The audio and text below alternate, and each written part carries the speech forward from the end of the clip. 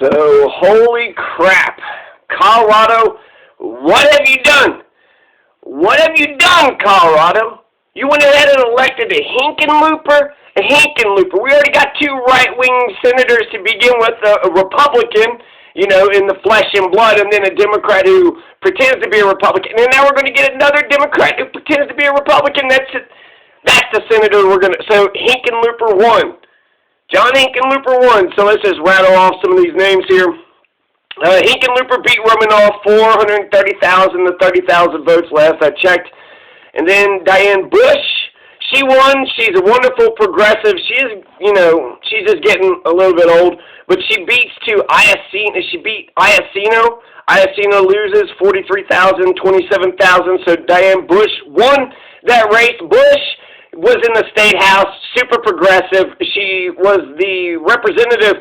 She was the nomination for the Democrats 2 years ago, and she lost to Scott Tipton. Scott Tipton was the incumbent. Scott Tipton was the Republican who had been in there, the man to beat, but the Democrats couldn't beat Diane Bush, couldn't beat Scott Tipton. But a woman named Boebert, I think it's a woman named Boebert, apparently she owns shooters in Rifle, a city called Rifle, Colorado.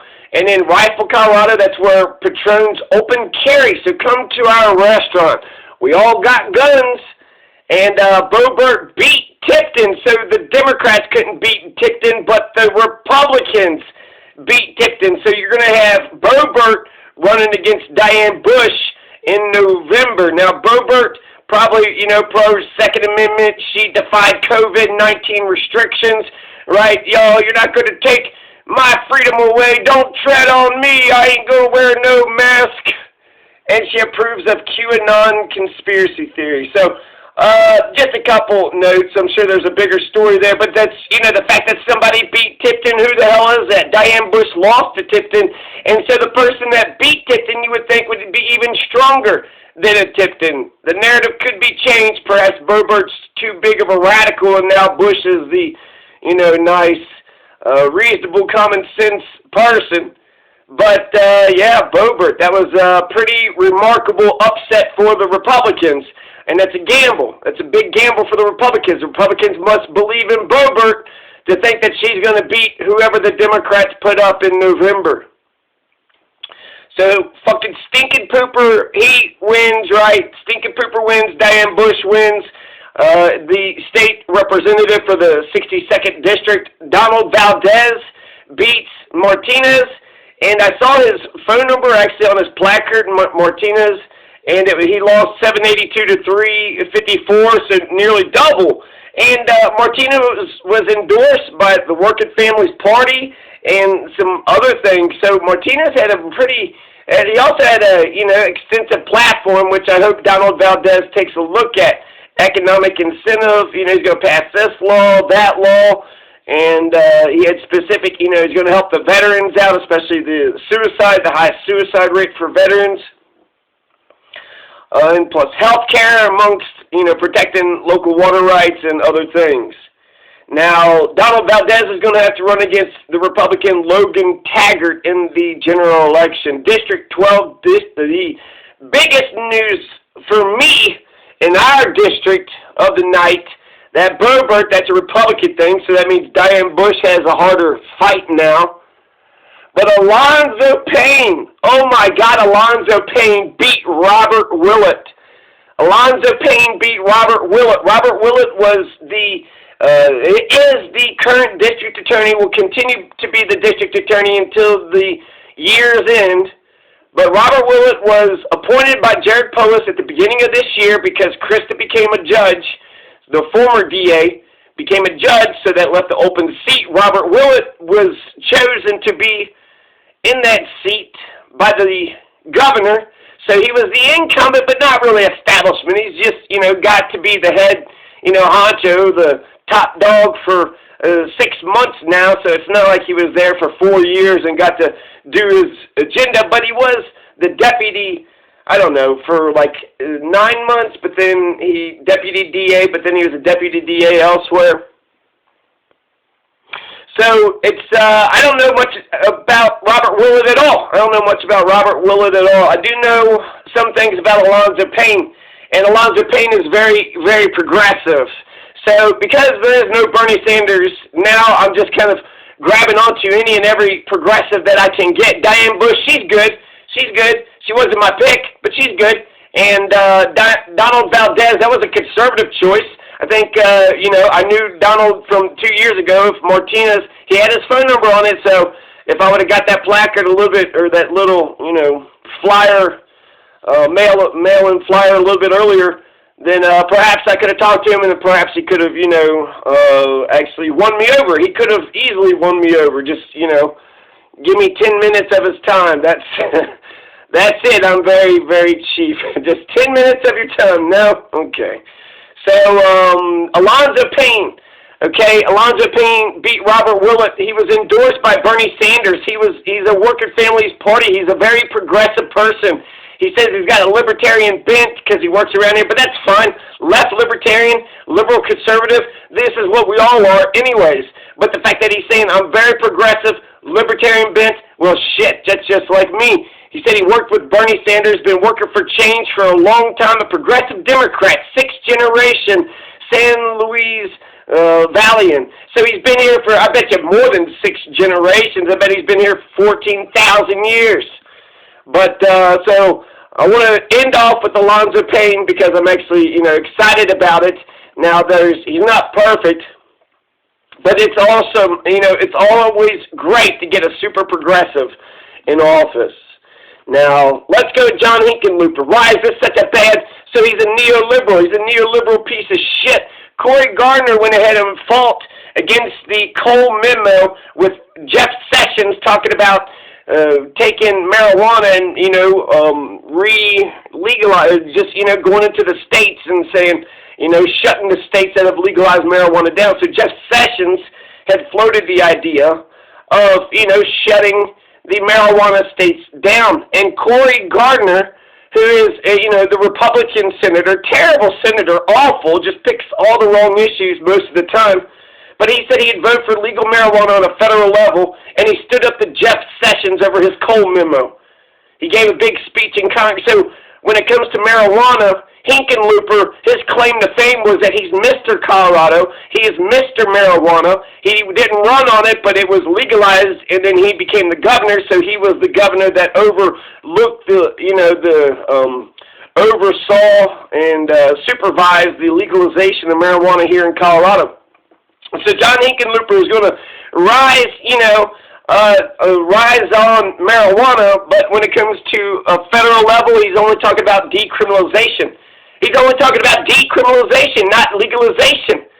So that means Cory Gardner is to the left of John Hickenlooper on marijuana, Mr. Marijuana Governor. So Cory Gardner is to the left of Hickenlooper, the Democrat, on marijuana.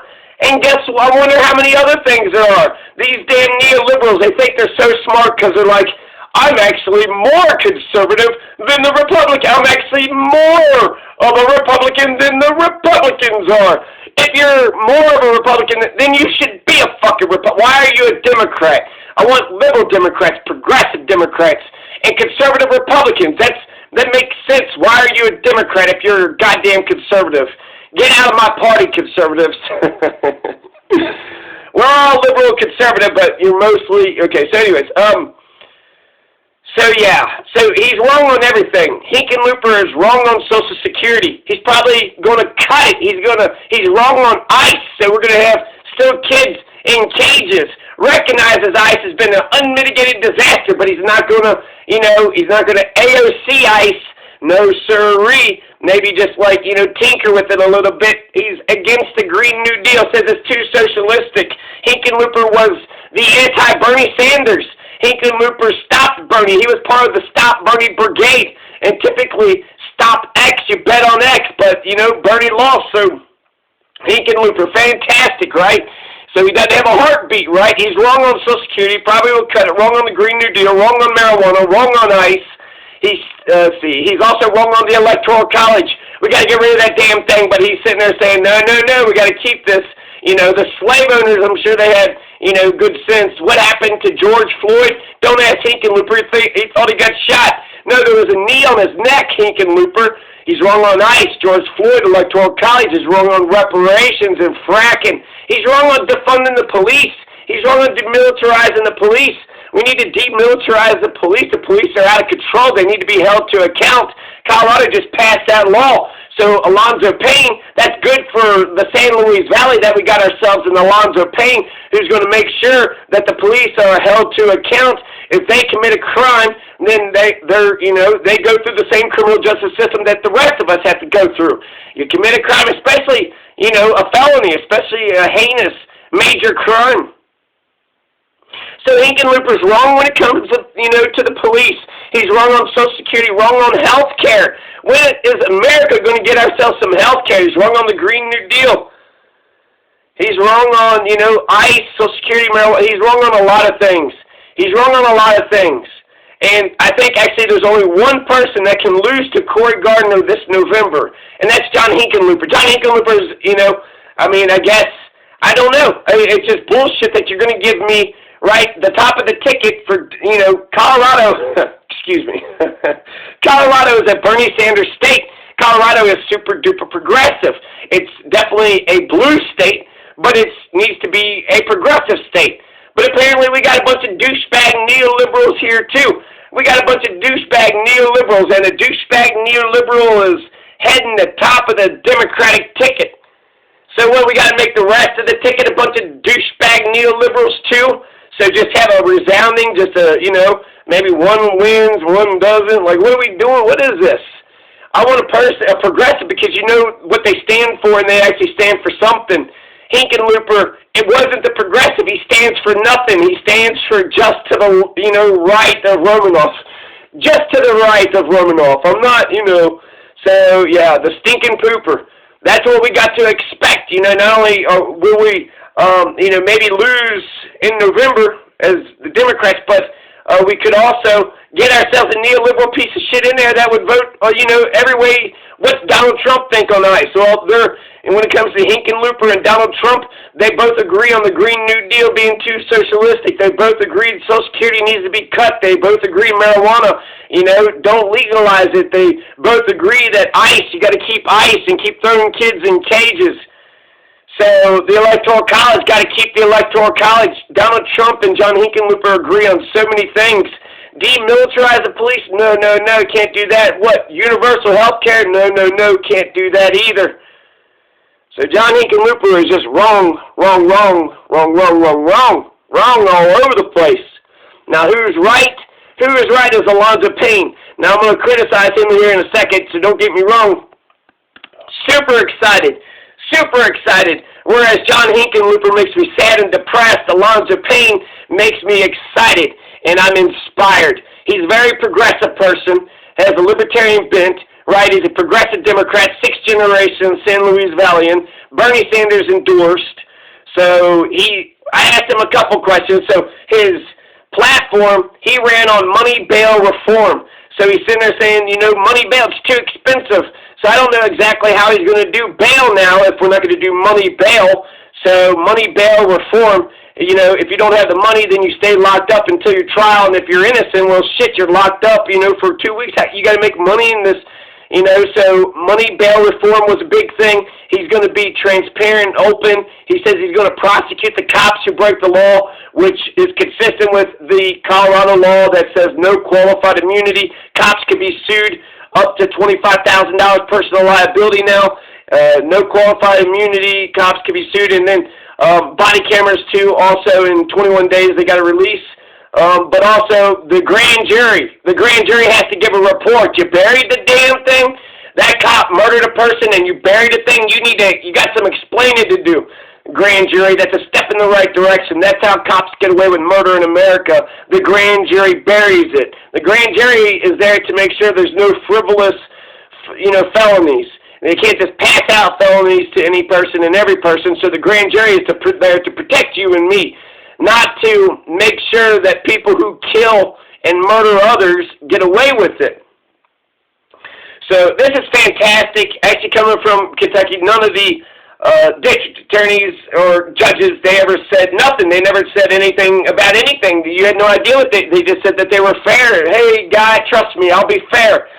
So the fact that he's campaigning, the fact that he put his name out there, the fact that he's got a platform, this is fantastic. So when I, called him, he picked up the phone. That tells me something, right? He wants your vote. He wants you to call him and talk to him, and he wants to say, hey, I'm a good man, and you should definitely vote for me. It would be in your best interest.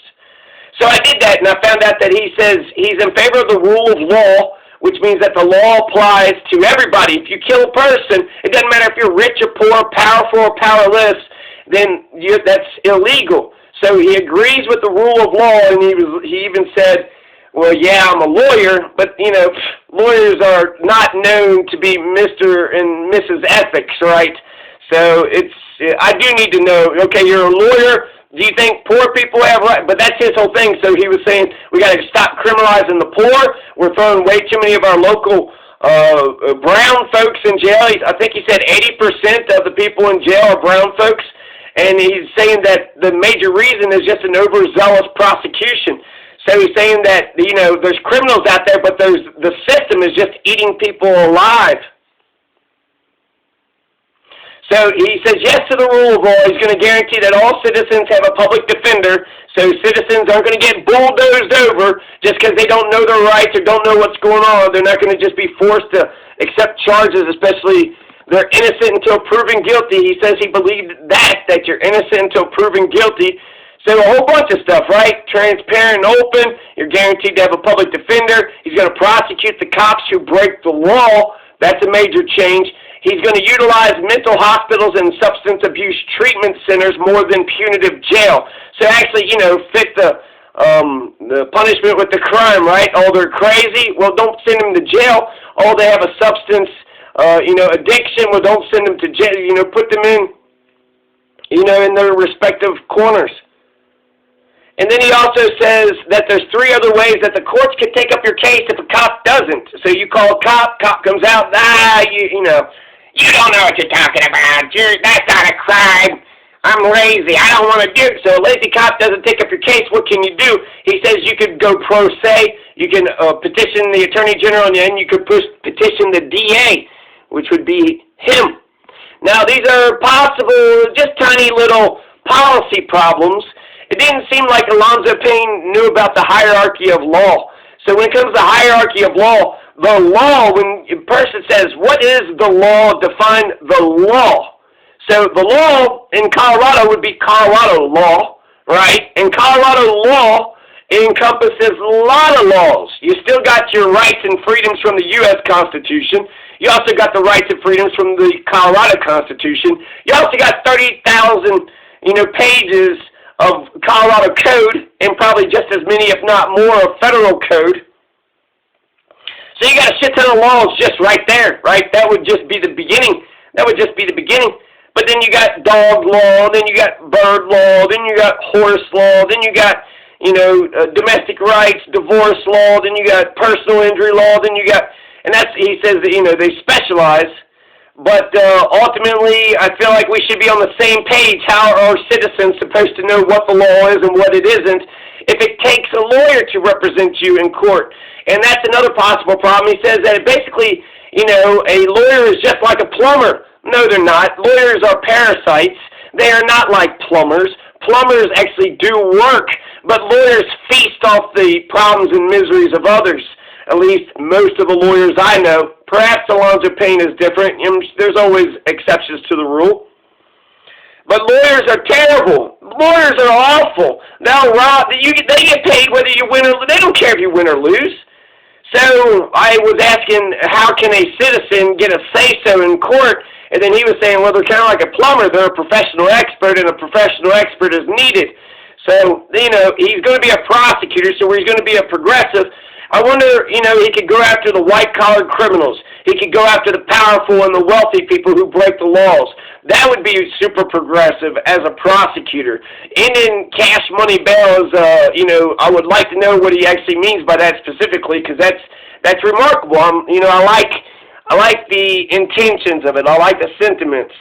the idea of bail is that, you know, you let the person go free because they put up, you know, $5,000 or what have you, and if they don't come to court, then they lose that $5,000. So that's an incentive to get the person to come back, because you arrest the person, here's your court date, now you better come back, you promise? Oh, I promise. Oh, I promise, and then they just take off. So, yeah, that's, I'd like to know the specific details, but, you know, I like, the other thing he says, that he didn't seem like he would prosecute folks for infringing on our rights and freedoms. Our rights and freedoms are law. Those are part of the law, too. And he says there's other avenues for that. Now, as a prosecutor, that's another thing that you can do as a prosecutor, to be progressive. Don't just, you know, the big crimes are really, you know, don't keep on, you know, overzealously prosecuting the petty crimes. But the big crimes, you need to crack down on all the major big crimes, and then prosecute, you know, the rich and the powerful if they commit the big crimes, and then prosecute folks who infringe on our rights and freedoms. Who protects our rights and freedoms if it's not the damn lawyers who are protecting our rights and freedoms? You got to pay some asshole to get, you know, oh, I got rights. No, you don't. You don't have a lawyer. You don't have no rights or freedom. This is America. You got to have a lawyer. And so I feel like, because he said there's other avenues for that, it's like he doesn't really. I don't know. I don't think he. I don't know. Maybe he looks at the rights and freedoms as not law. But I feel like the right to free speech, that's a law. That's, you know, very liberally. I get to say whatever the fuck I want to say, right?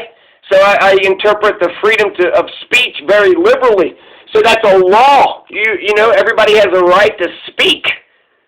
So he's going to prosecute folks. I would like to hear that, prosecuting folks for infringing on our rights and freedoms, right? If there's, you know, somebody's like stopping people from speaking or something. But he said there's other avenues for that. So I feel like, yeah, you got to look at the establishment. He's been, you know, working with these assholes for a long time. So he's going to say, okay, that's what I want to be like. But he also says that I don't want to be like that. I want to be something different. So I hope that he leans towards being something different. Something different, something better. Do protect our rights and freedoms. Do go after the rich and powerful. Don't be scared. And if they try to shake you down, you know, just come to the people. The people will say, hell yeah, Alonzo Payne, I got his back. Just like when, you know, RFK went after the mafia. People supported RFK for going after the mafia. So people will love that. That's great politics. So we're giving Alonzo Payne a chance. He's going to get in there January 1st, and then he's going to have 4 years, I think, maybe 6 years. I think there's some 6-year terms for the judges for those damn retention. God, that's the best position. You need to become a judge. Shit, that's, anyways. But yeah, if he wants to get reelected, if that's, you know, if he wants to be the best one-term, you know, DA ever, that's awesome too. But if he wants to get reelected, then I think actually that would be great politics. It would be great politics to defend people, the rights and freedoms, petty bullshit, get the hell out of here, prosecuting cops, wealthy, and the powerful, you know, if they commit a major crime. You know, you shoot and you kill a person, an innocent person, you should at least go to trial, and it should be at least in front of a jury. You can't keep burying this shit behind closed doors. If the criminal justice system is not a rocket docket slaughterhouse, then put the police officer through the same process that everybody else has to go through. And last but not least, I just want to talk about the Native Americans. The Cherokee, they were buried with their dogs. The Native Americans and dogs were best friends. I don't know if they were domesticated or if they just, you know, befriended each other. But the Cherokee, they were buried in Kentucky. There was, you know, those old, whatever they call, but the trash, the middens. They had all those ancient middens, and they found out that the ancient Native Americans were buried with their dogs. So they were friends with the dogs long before the white people got here. In the Disney movie, A Light in the Forest, it said there was a Native American boy and a white boy, and the Native American told the white boy that the white man don't trust his dog. And so that means, to me, that I tried to trust my dog. That, you know, for the Native American, for the Cherokee, for the Anasazi, for whoever, the dogs are sacred. That's why the natives domesticated them or befriended them. Now, dogs are man's best friend for a couple reasons. They're very sociable. but also they eat up all of our poop, and then we're kind of messy, so they're kind of eating up our scraps, still eating our scraps today, still eating poop. Well, not as much, but sociable. So that's why a dog's man's best friend, but why are we? So when it comes to the Native Americans around here, I just want to say these because to the earth, they're still alive if you say the names. So the Kiowa, the Arapaho, and the Cheyenne, these are the Native Americans that are running around the San Luis Valley. The Apache, the Comanche, we get all the Plains Indians, right? The Navajo, the Utes. The Utes are the blue sky people. Also, the Utes are known as the blacks. So the Utes were the original blacks, right? So Navajo, Cheyenne, Arapaho, Kiowa, Apache, Comanche. These are some of the most badass Native Americans in all of America. I'm surprised the Pawnee aren't, we're from around here. The Pawnee were pretty badass too. The Shawnee were the badasses in Kentucky, but around here, Comanche, Apache, and then also you had a lot of, not just the Plains Indians, but you had a lot of the Western Indians. You had the Zuni, and the Dobu, and the Kwakiutl, and the Towa, Tiwa, and the Taiwa. I like the Towa, the Anasazi, the Pueblo people, the Hohokam, the Mogollon, and the Pueblo people. You know how I know that the Pueblo Indians ran around the San Luis Valley? Because we still got Pueblos today. We still got Pueblos today. Still today, people live in these mud houses. So the Zuni and the Dobu and the Kwakiutl, the Towa, Tiwa, Taiwa, Anasazi, Pueblo, Hohokam, which is, they constructed irrigation canals. The Hohokam, they may have descended from the Pima and the Papoga, ancient natives who lived on the same land as the Hohokam. Their language is related to the Aztecs, centered around Salt and Gila rivers in southern Arizona. Mogollon is centered in rugged mountains of western New Mexico and eastern Arizona. They made very good pottery. And the Pueblo people, this is Spanish word for town, for the poor people, Pueblos. But Pueblo is also a city in Colorado. And it's, I look at the architecture. I think there's a Pueblo architecture and there's a Pueblo people, right, from the Native Americans. And then there's the Anasazi, which is kind of the Pueblo people, just a general name for the, not the Kiowa, Arapaho, Cheyenne, Navajo, Utes, but the, the main Native American core base that all the other Native Americans came out of, are the Anasazi. So around here in the San Luis Valley, we got Navajo, influence. You still got the Navajo. I hear the Navajo. I see the Utes. I see the blue sky people. The Kiowa Hills right there. The Arapaho, Cheyenne, the Apache, the Yikaria Apache, the Comanche. Both the Apache and the Comanche, they were named by their enemies. And their name that the enemies chose them was enemy. So Apache means enemy. Comanche means enemy. The Zuni, the Dobu, so my God, the Kiowa, Arapaho, Cheyenne, Utes, Navajo.